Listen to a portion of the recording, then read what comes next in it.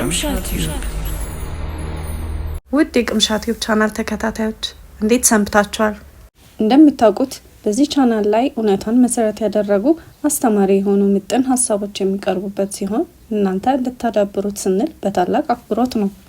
ዛሬም በሌላ አስተማሪ ሐሳብ የመጣን ሲሆን ሙሉ ቪዲዮውን በመመልከት የተለመደ ገንቢ አስተያየታችሁን እንድትሰጡን እንወዳለን።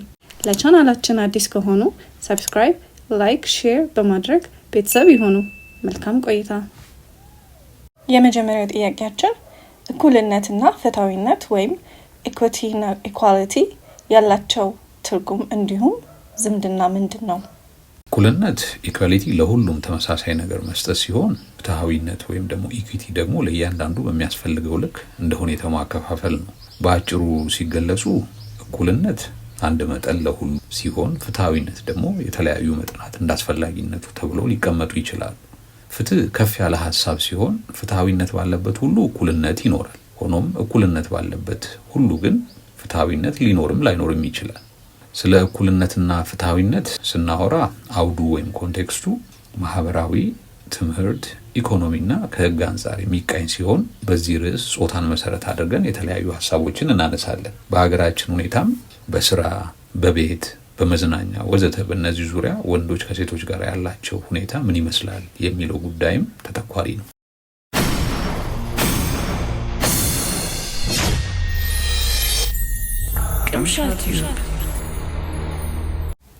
ሁለተኛው ጥያቄያችን የሚሆነው በሀገራችን ደረጃ ጾታን አስመልክቶ እኩልነትና ፍትሃዊነት ወይም ኢኳሊቲ ኤንድ ኢኩዊቲ በተለያዩ ሁኔታዎች ውስጥ ያላቸውን መገለጫዎች ብናነሳ። እኩልነት ኢኳሊቲ እና ፍትሃዊነት ደግሞ ይሄ ኢኩዊቲ ላይ አስመልክቶ ብዙ የሚነሱ ጉዳዮች ቢኖሩም መሰረታዊ የሚባሉ 5 ጉዳዮችን እናነሳለን። አንደኛ ከግንኙነት አንጻር ግንኙነትን ከቅድመ እጮኝነት በፊት እንዲሁም በእጮኝነት ወይም በጓደኝነት ጊዜ እና ከጋብቻ በኋላ ባሉ ሁኔታዎች ከፍሎ ማየት ይቻላል። እኩልነት ስንል ለአንዱ የተሰጠው መብት ሌላውም እንዳለው መረዳት ስለሆነ ያንን ነገር ማክበር ለዛም ተገዢ መሆንን ይጠይቃል። ለምሳሌ እምቢ ወይም ላስብበት እንደ መልስ የመቀበል አባዜ በብዙ ወንዶች ዘንድ ይስተዋላል። በራስ ኢጎ ውስጥ እየዋኙ መልሱን በኃይል ለማስቀየርም ትግል ሲደረግ ይታያል።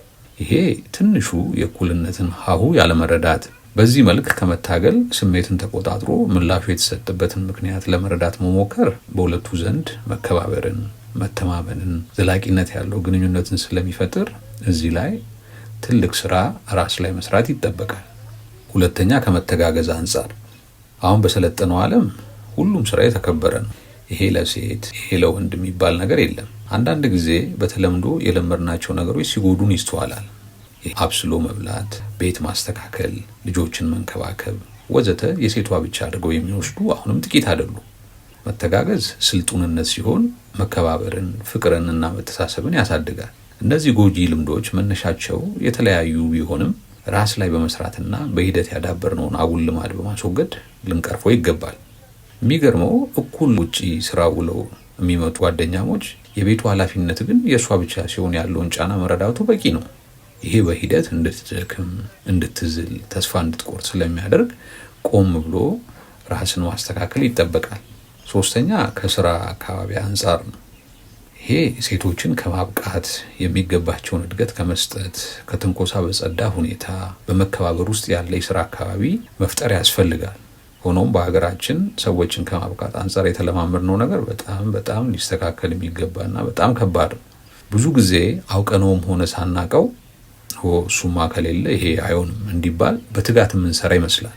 ሰውን ማብቃት ተተኪ ማፍራት፣ ስራን በተሻለ ሁኔታ ማከናወን እና ያለብንን ጫና መቀነስ እንደሆነ በመረዳት እዚህ ላይ ትኩረት ሰጥቶ መስራት ያስፈልጋል። አሁንም ትልቁ ያልተሻገርነው ሌላ ጉዳይ ሴት ልጅ ባላት አቅም ብዙ ነገር ማድረግ ስትችል ስሜትን ካለመግዛትና ከእብሪት በመነጨ በስራ አካባቢ የሚደርሱ ጾታዊ ትንኮሳዎች ሴቶቹ የሚገባቸውን እድገት እንዳያገኙ፣ ስራቸውን ተረጋግተው እንዳይሰሩ፣ የስጋትና የፍርሃት ስሜት በውስጣቸው እንዲያድር በማድረግ ትልቅ ተጽዕኖዎች አላቸው። ይሄም ያቺን ሴት ልክ እንደ እህቱ፣ ልጁ፣ እናቱ ወይም የቤተሰቡ አባል በማሰብና ይህን ጉዳይ እነሱ ላይ ቢፈጸም የሚሰማውን ስሜት በማሰብ ወንዱ ራስን የመግዛት ጥበብ መለማመድ ይጠበቅበታል። አራተኛ ስሜት ነው። ሴት ልጅ በተለያዩ ሁኔታዎች የተለያዩ ስሜቶችን ታስተናግዳለች። ለምሳሌም በወር አበባ ጊዜ፣ በእርግዝና ጊዜ፣ በምትወልድበት ጊዜ ወዘተ እነዚያን ጊዜያት አውቆና ተረድቶ ተገቢውን እንክብካቤ ማድረግ ስልጡንነትና ጤናማነት ነው። እንዲሁም በግንኙነት ወቅት ያላቸውን ስሜት በመረዳት በግልጽ በመነጋገርና የጋራ እርካታን ለማምጣት መሰራት ይኖርበታል። ይሄ የስሜት መለዋወጦች ሲኖሩ ቆም ብሎ ለምን ብሎ መጠየቅ፣ በትዕግስት ስሜቶቿን መረዳት፣ ከኃይለ ቃልና ስሜታዊነት ራስን መቆጣጠር፣ ለመረዳትና ለማገዝ ዝግጁ መሆን ይጠበቃል። እነዚህን ስሜቶች ወንዱ ቸል በሚልበት ጊዜ በሂደት አለመግባባት፣ ጥላቻ፣ መታከት፣ አላስፈላጊ ውሳኔ ሴቶቹ እንዲገቡ ስለሚያደርግ ወንዱ ከስሜትና ከትዕቢት ወጣ በማለት በእውቀትና በጥበብ ነገሮችን ማድረግ ግዴታ መሆኑን መገንዘብ ህይወትን ከፍ ባለ ሁኔታ እንዲጣፍጥ ያደርጋል። አምስተኛ ይሄ ተጽዕኖዎችን ማስወገድ ነው። ባህል ትልቅ ማህበራዊ መሰረት እንደመሆኑ ቀደምት የነበሩትን ጥሩ እሴቶች ማስቀጠል፣ እንዲሁም መስተካከል የሚገባቸውን ጉዳዮች ሲኖሩ ደግሞ እያስተካከሉ መሄድን ይጠይቃል። ይህም በወንድና ሴት ዙሪያ ያለን ባህላዊ አስተሳሰብ በአሁኑ ዘመን ሲታይ ምን መምሰል እንዳለበት በሚገባ መፈተሽ ይጠይቃል። በሂደት ይህንን ባህላዊ ጫናዎች በማስወገድ ለሁለቱም እኩል የመሮጫ ትራክንም ማመቻቸት ከኛ ይጠበቅብናል። ሌላው እይታችንን ማስተካከልና አብሮ ነገሮችን ለማስተካከል መታገል ላይ አሁንም ክፍተት ይታያል። ትልቅነት በሰው ልጆች እኩልነት ማመንና ያንንም በሚገባ መተግበር ነው። በመሆኑም ያለንን አሉታዊ አስተሳሰቦች በአዎንታ በመተካት በደል ሲደርስ ልክ አይደለም በማለት የተሳሳቱ ሀሳቦች ሲዘዋወሩም ልዩነትን በማሳየት ወዘተ መታገል ይጠይቃል። እንዲሁም ደግሞ ሻል ብለው ሀሳብ ይዘው ሲመጡ ሴቶቹን ፈርጆ ከማሸማቀቅ ሀሳቡ ላይ ማተኮር፣ ማበረታታት፣ ማገዝ እንደ ባህል ልናሳድገው የሚገባ ነገር ነው። ሁሌም የተሻለ ነገር ሌላ ትልቅ አቅም ይዞ ስለሚመጣ ተጽዕኖዎችን በማስወገድና በእኩልነት መርህ በማመን የተሻለ ማህበረሰብን መገንባት ይጠበቃል።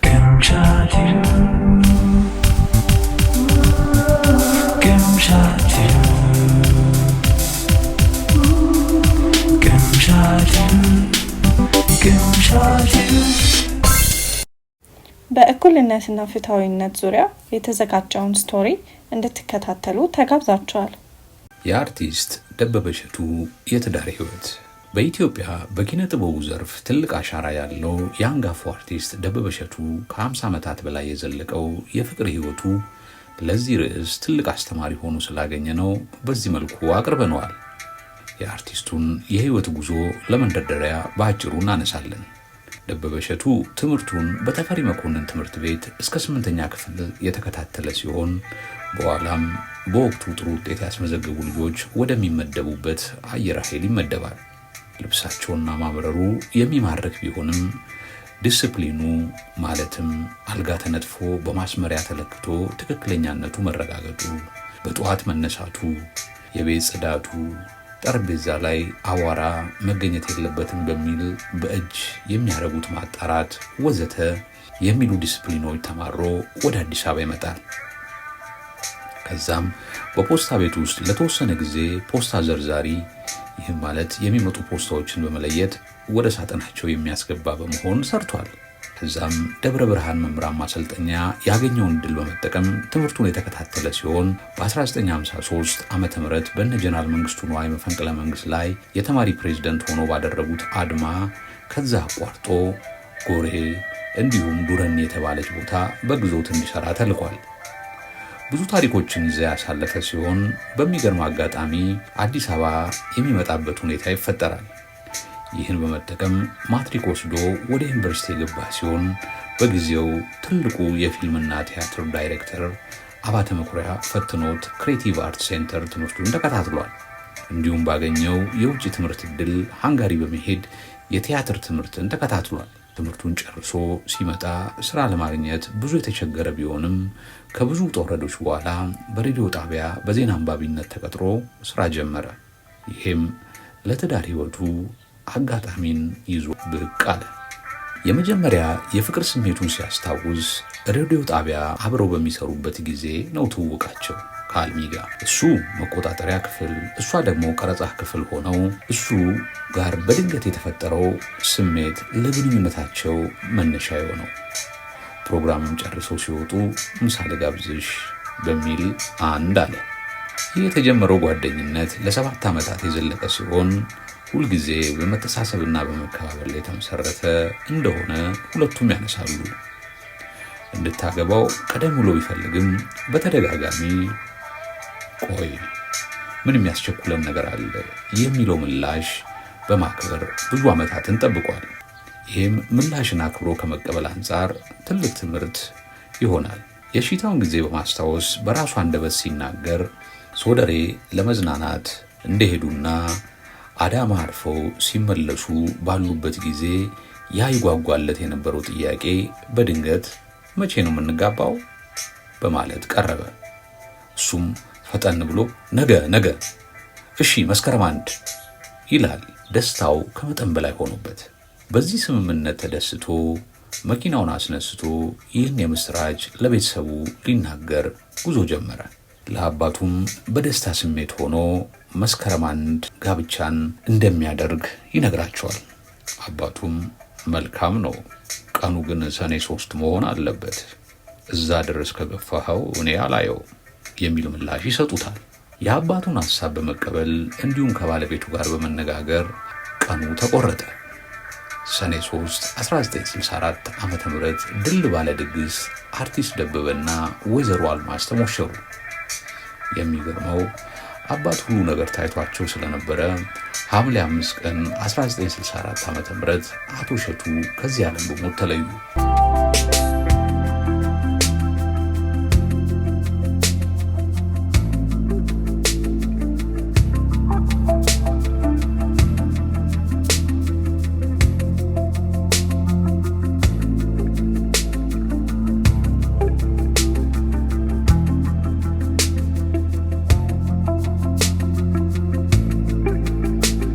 በዛን ዘመን የወንዶች የበላይነት በጎላበት ጊዜ እንኳን በሚገርም ስልጣኔ ሁሌ በቤታቸው በሳምንቱ መጨረሻ ብዙ ጊዜ አርብ ቀን ነው ሳምንታዊ ውይይት የነበራቸው ሲሆን የማይነሱ ጉዳዮች አልነበሩ። በዚህ ወቅት ያጠፋው ችግሩን እንዲቀበል በቀጣይ እንዲታረም እንዲሁም የተነሳው ነገር በፍጹም ይቅርታ ታልፎ በቀጣይ እንዳይነሳ ሆኖ መግባባት ላይ በመድረስ የሚገርም ውይይት ይካሄድ ነበር። በሁለቱ የተጀመረው ውይይት ቀጥሎም ልጆችን ተሳታፊ ያደረገ ነበር። የሚገርመው ከመነሻው የዚህ ውይይት መድረክ ፈጣሪም ባለቤቱ ወይዘሮ አልማዝ ወይም እሱ እንደሚላት አልሚ ነበረች። የስልጡን አካሄድ ለእኩልነትና ፍትሃዊነት ትልቅ ማሳያ መድረክም ነው። አብዮቱን ተከትሎ በ1966 ዓመተ ምህረት የተከሰተውን አጋጣሚ በግርምት የሚያስታውሰው ጋሽ ደቤ ሬዲዮ ጣቢያው ላይ ተረኛ አንባቢ ስለነበረ በጊዜ ይደርሳል። ግቢው ውስጥ ባልተለመደ ሁኔታ ወታደሮች ከነትጥቃቸው ቆመዋል። ከዛም ወደ ዜና ማንበቢያው ክፍል ከመግባቱ በፊት አንዱ መጣና የታሸገ ፖስታ ሰጥቶት ይህንን ነው ዛሬ የምታነበው፣ ክፈተውና ተዘጋጅበት አለኝ ይላል። ከፍቼ ሳየው ንጉሱ ዛሬ ከስልጣን ወርደዋል ይላል። ይህን ነው ማነበው ብዬ ወታደሩን ጠየቁት። እሱም ፈርጠም ብሎ አዎ በማለት መለሰልኝ። እሺ አንድ ቦታ እንድደውል ፍቀድልኝ ባለቤቴ ጋር አልኩት ባልተረጋጋ ስሜት ሆኜ። ከስንት ክርክር በኋላ እሷ ጋር ብቻ ብሎ ፈቀደልኝ። ይህንን ዜና ሳነብ ጤነኛነቴን እንዳትጠራጠር በማለት ነው ይህን ያደርኩት። ሆኖም ያለውን ነገር ነገርኳት። እሷም የምቀልድ መሰላት። አታሹፍ ብላ ስልኩን ዘጋች በማለት የንጉሱን ከስልጣን መውረድ ያነበበበትን ጊዜ ያስታውሳል። ጋሽ ደቤ ጥሩ ትዝታዎችን አንጋፋ ከሆኑ ጓደኞቹ ጋር ያሳለፈ ሲሆን በአንድ ወቅት ከእሱ ጋር በመቀያየም ውስጥ የነበረ ጓደኛው ለባለቤቱ ለወይዘሮ አልማዝ ይደውልና አሁን ደበበ የት እንዳለ ታውቂያለሽ ይላል፣ ስም ለማጥፋትና ትዳራቸው ላይ ችግር ለመፍጠር። በዚያን ጊዜ ለሚለው አሉባልታና በሬ ወለደ ጆሮ ሳትሰጥ ከቤት ሲወጣ በቂ ብር አልያዝም፣ እባክህ ስጠውና በቶሎ ይምጣ፣ እኔ ብሩን እከፍልሃለሁ በማለት የመለሰችውን እናም በኋላ ያወጉትን ጋሽ ደበበ ያነሳል። እጅግ መልካምና ቀና ሰው ነች ብሎም ይመሰክርላታል። ምንም ጥርጣሬ እኔ ላይ የላት። ይሄ ትልቅ ብስለት ነው። ጥንዶቹ በግልጽ ይነጋገሩ ስለነበረ በሂደት ያዳበሩት ትልቅ የመተማመን ስሜት ነው። የዚህ የማይለዋወጥና የጸና ፍቅር ባለቤት የሆኑ ጥንዶች የአራት ልጆችና የብዙ ልጆች መነሻ ሲሆኑ ህይወታቸው ለብዙ ሰው አስተማሪ ይሆናል በማለት አርቲስት ቲቪ የአርቲስት ደበበን የ75ኛ የልደት በዓል ምክንያት በማድረግ ትልቅ ዝግጅትን አድርጎላቸዋል። ከዚህ በኋላም ፍቅራቸው፣ መተሳሰባቸው ያላቸው የእኩልነት መርም የሚገርም ነው። በኢቢኤስ ቴሌቪዥን የባለ ትዳሮች ወግ በሚል ፕሮግራም ላይ እንግዳ ሆነው ቀርበው ከ50 ዓመታት የትዳር ህይወት በኋላ ጋሽ ደቤ በእንባ ታጅቦና በጥልቅ ስሜት ውስጥ በመሆን ለሚስቱ አልሚ ታገቢኛለሽ በማለት ጥያቄ ያቀረበበት ሁኔታ እንዲሁም ያለውን ፍቅር እየገለጸ አሁንም እኔ በጣም እወዳታለሁ እየደጋገመ የሚልበት ቃና በጣም ልብ ውስጥ የሚገባና ምን ያህል ፍቅር ለባለቤቱ እንዳለው አይኑ እንባው መላካሉ ያሳይ ነበረ። ፍጹም መከባበር፣ መሳሳት፣ ጥልቅ ፍቅር ከእውነተኛ ፍትሃዊነት ለዛ ሰው ካለን ጥልቅ ስሜት ውስጥ የሚወለዱ ናቸው። ሰላም ዶና ፐቲቶች ነን። የምናመርታቸውን ጣፋጭ ዶናቶች ለልደት፣ ለስብሰባ፣ ለተለያዩ ዝግጅት የሚሆኑ ዶናቶችን ያገኛሉ። በተጨማሪም በልዩ ትዕዛዝ ለካፌ፣ ለኮፊ ሃውስ፣ ለትምህርት ቤቶች ማቅረብ ጀምረናል። ባዮ ላይ በሚገኘው ስልክ ይደውሉልን። ዶና ፐቲት። ውድ ቤተሰቦቻችን በቆይታችሁ ምጥን ሀሳብ እንዳገኛችሁና እንደተደሰታችሁ እምነታችን ነው። በቀረበው አጠቃላይ ይዘት ያላችሁን አስተያየት ኮሜንት ላይ አስቀምጡልን። በአክብሮት እንቀበላለን። በቀጣይ ቪዲዮ እስከምንገናኝ መልካም ጊዜ ተመኘን።